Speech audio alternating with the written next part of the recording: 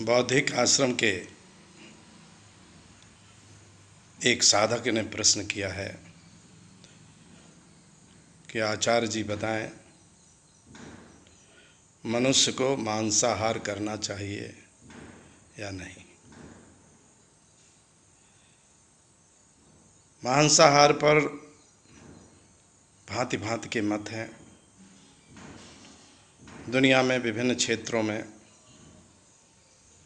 विभिन्न समाजों में मांसाहार किया जा रहा है, तो मन में ये प्रश्न उठना स्वाभाविक है। पहले आप धर्म की दृष्टि से देखें। धर्म और यहीं पर एक दृष्टि और हो जाती है, वो है संप्रदायों की दृष्टि, मजहबों की दृष्टि, मतांतरों की दृष्टि। कुछ मजहबों में मत और मतांतर जो भी दुनिया में है, मांसाहार तो जैसे उनके यहाँ अनिवार्य सा आदेश है। मांसाहार को धर्म से जोड़ दिया है, संप्रदाय से जोड़ दिया है, मजहब से जोड़ दिया है।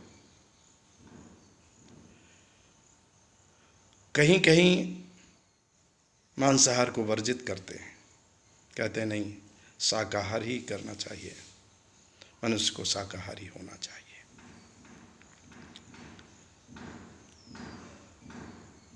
अब आपको समझाने के लिए मैं पहले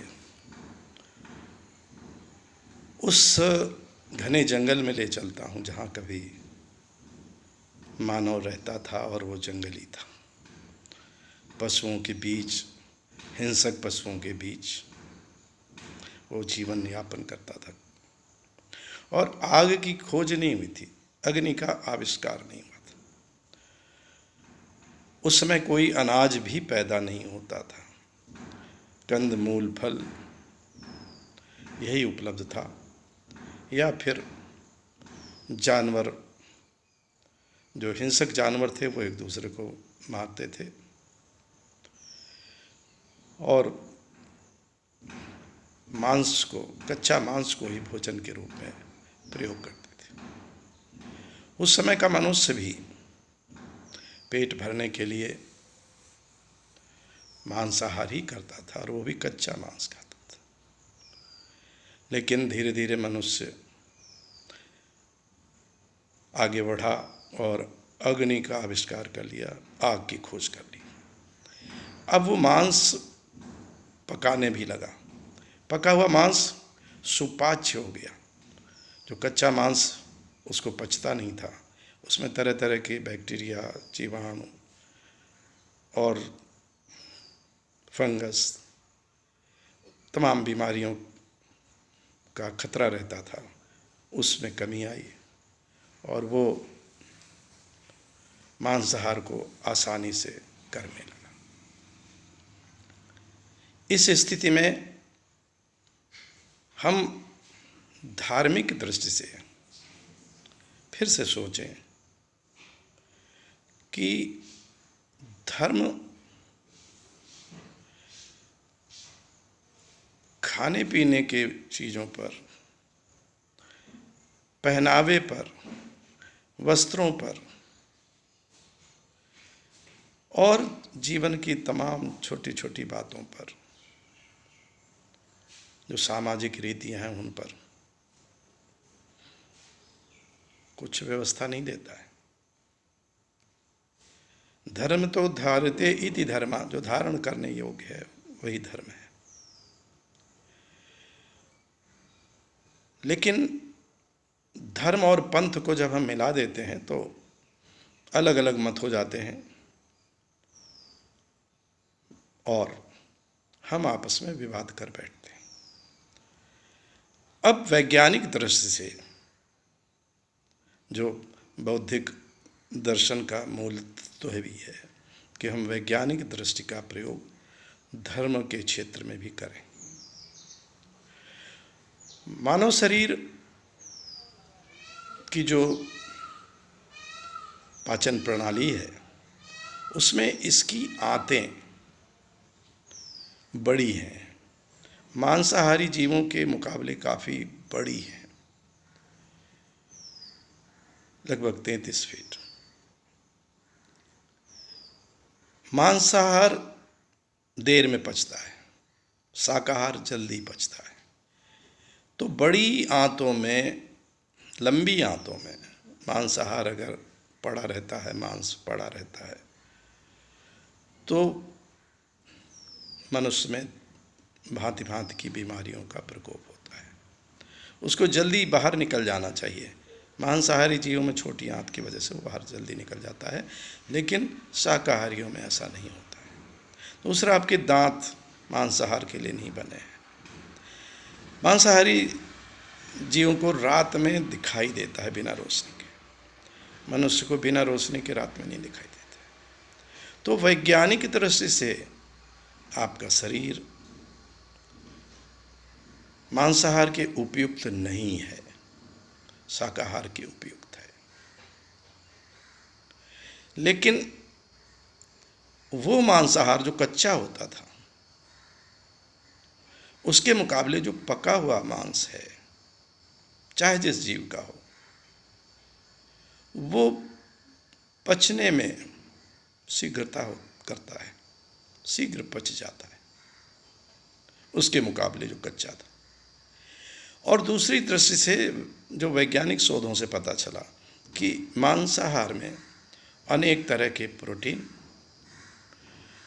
मिनरल जिसमें लौह तत्व खास है, और मिनरल और प्रोटीन के अलावा कार्बोहाइड्रेट प्रचुर मात्रा में होते हैं। तो इसलिए अगर हम भली भांति पका करके मांस लेते हैं तो विज्ञान भी उसको मानता है। और विश्व में अनाज, सब्जी और फल का उत्पादन इतना नहीं है कि विश्व की जनसंख्या केवल शाकाहार पर टिकी रह सके। तो प्रकृति के अनुसार चलना होता है। उन देशों में जहाँ अनाज और शाकाहार के प्रबंध बहुत ही ना के बराबर हैं, वहाँ मांसाहार के अलावा कोई रास्ता नहीं। तो इस स्थिति में अगर धर्म से कोई जोड़ता है तो वो अनुपयुक्त है, उसका कोई तात्पर्य नहीं है। या ये कहता है कि नहीं, हमारे धर्म में मांसाहार ही है और मांसाहार ही करना चाहिए धार्मिक दृष्टि से, ये भी गलत है। तो बौद्धिक विचारों से, वैज्ञानिक विचारों से ये प्राथमिकता तो शाकाहार ही है। शाकाहार करें, वो सुपाच्य और आपके शरीर के अनुकूल है। लेकिन अगर भली भांति ऐसा मांस आपको मिलता है कि जो शुद्ध है, पच सकता है, उसको आप ग्रहण कर सकते हैं। बुद्ध ने भी उनके शिष्य ने पूछा कि हम मांस खा सकते हैं कि नहीं खा सकते। बुद्ध ने ये उत्तर दिया था कि अगर भिक्षा, क्योंकि भंते भिक्षाटन के लिए जाते थे, अगर भिक्षा में सूअर का मांस भी मिल जाए और कोई मांस मिल जाए तो भी आपको ग्रहण करना है। इसके पहले जैन समाज में, जब जैन दर्शन महावीर स्वामी हुए, उन्होंने जरूर पशु हिंसा पर लगातार प्रहार किया और जैन दर्शन बिल्कुल मना करता है कि पशु को मारना नहीं चाहिए और मांस नहीं खाना चाहिए। तो इन स्थितियों में आप स्पष्ट समझ लें कि धर्म प्रतिबंध नहीं लगाता है, कुछ मतों को छोड़ करके, कुछ दर्शनों को छोड़ करके। विज्ञान के अनुसार शाकाहार आपके शरीर के अनुकूल है, फिर भी आवश्यकता को देखते हुए आप चुनाव कर सकते हैं, इसमें कहीं कोई प्रतिबंध नहीं है। आप समझ गए होंगे, और फिर कोई प्रश्न बचे तो आप कर सकते हैं।